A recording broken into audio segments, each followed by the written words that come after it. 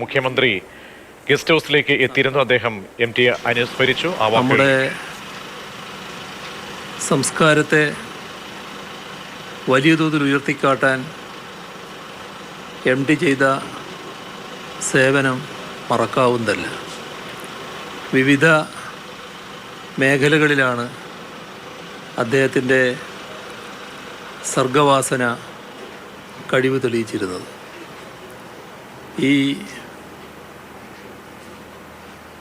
വിട പറഞ്ഞ ഘട്ടത്തിൽ അഗാധമായ ദുഃഖവും അനുശോചനവും രേഖപ്പെടുത്തുന്നു. മുഖ്യമന്ത്രിയുടെ വാക്കുകളാണ് കേട്ടത്. അനുശോചന പ്രവാഹമാണ് പ്രിയ സാഹിത്യകാരനെ.